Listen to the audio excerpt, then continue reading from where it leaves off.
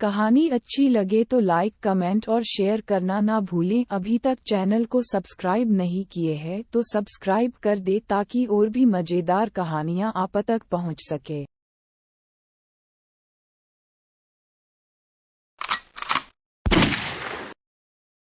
स्वर्ग के दर्शन। लक्ष्मी नारायण बहुत भोला लड़का था। वह प्रतिदिन रात में सोने से पहले अपनी दादी से कहानी सुनाने को कहता था। दादी उसे नागलोक, पाताल लोक, चंद्रलोक, सूर्यलोक आदि की कहानी सुनाया करती थी। एक दिन दादी ने उसे स्वर्ग का वर्णन सुनाया। स्वर्ग का वर्णन इतना सुंदर था कि उसे सुनकर लक्ष्मी नारायण स्वर्ग देखने के लिए हठ करने लगा।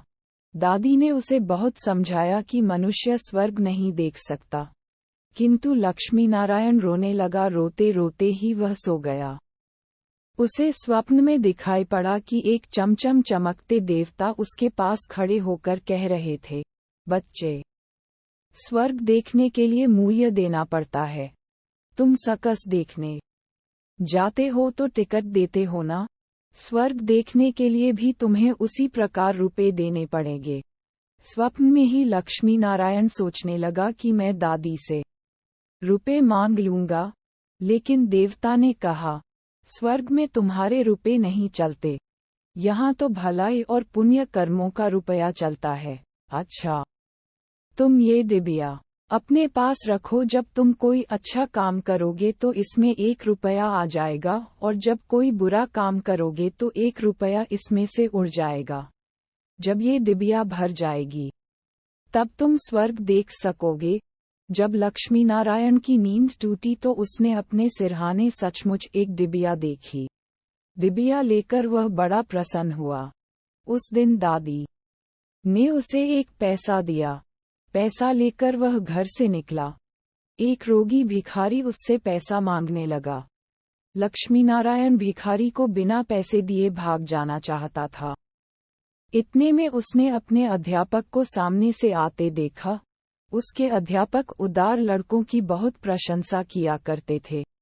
उन्हें देखकर लक्ष्मी नारायण ने भिखारी को पैसा दे दिया। अध्यापक ने उसकी पीठ ठोकी और प्रशंसा की। घर लौटकर लक्ष्मी नारायण ने वह डिबिया खोली, किंतु वह खाली पड़ी थी। इस बात से लक्ष्मी नारायण को बहुत दुख हुआ। वह रोते रोते सो गया। सपने में उसे वही देवता फिर दिखाई पड़े और बोले, तुमने अध्यापक से प्रशंसा पाने के लिए पैसा दिया था, सो प्रशंसा मिल गई। अब रोते क्यों हो? किसी लाभ की आशा से जो अच्छा काम किया जाता है वह तो व्यापार है, वह पुण्य थोड़ी है। दूसरे दिन लक्ष्मी नारायण को उसकी दादी ने 2 आने पैसे दिए। पैसे लेकर उसने बाजार जाकर 2 संतरे खरीदे। उसका साथी मोतीलाल बीमार था। बाजार से लौटते समय वह अपने मित्र को देखने उसके घर चला गया। मोतीलाल को देखने उसके घर वैद्य आए थे। वैद्य जी ने दवा देकर मोतीलाल की माता से कहा, इसे आज संतरे का रस देना। मोतीलाल की माता बहुत गरीब थी। वह रोने लगी और बोली, मैं मजदूरी करके पेट भरती हूँ। इस समय बेटे की बीमारी में कई दिन से काम करने नहीं जा सकी। मेरे पास संतरे खरीदने के लिए 1 पैसा भी नहीं है। लक्ष्मी नारायण ने अपने दोनों संतरे मोतीलाल की मां को दिए। वह लक्ष्मी नारायण को आशीर्वाद देने लगी। घर आकर जब लक्ष्मी नारायण ने अपनी डिबिया खोली तो उसमें 2 रुपये चमक रहे थे। एक दिन लक्ष्मी नारायण खेल में लगा था। उसकी छोटी बहन वहां आई और उसके खिलौनों को उठाने लगी। लक्ष्मी नारायण ने उसको रोका। जब वह नहीं मानी तो उसने उसे पीट दिया। बेचारी लड़की रोने लगी। इस बार जब उसने डिबिया खोली तो देखा कि उसके पहले के इकट्ठे कई रुपए उड़ जाते हैं। उसे बड़ा पश्चाताप हुआ। आगे से उसने कोई बुरा काम नहीं करने का पक्का निश्चय कर लिया। लक्ष्मी नारायण पहले रुपए के लोभ से अच्छा काम करता था।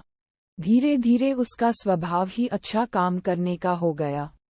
अच्छा काम करते करते उसकी डिबिया रुपयों से भर गई। वह स्वर्ग देखने की आशा से प्रसन्न होता। उस डिबिया को लेकर वह अपने बगीचे में पहुंचा। लक्ष्मीनारायण ने देखा कि बगीचे में पेड़ के नीचे बैठा हुआ एक बूढ़ा साधु रो रहा है। वह दौड़ता हुआ साधु के पास गया और बोला, बाबा, आप क्यों रो रहे हैं? साधु बोला, बेटा, जैसी डिबिया तुम्हारे हाथ में है, वैसी ही एक डिबिया मेरे पास थी। बहुत दिन परिश्रम करके मैंने उसे रुपयों से भरा था। बड़ी आशा थी कि उसके रुपयों से स्वर्ग देखूंगा, किंतु आज गंगा जी में स्नान करते समय वह डिबिया पानी में गिर गई।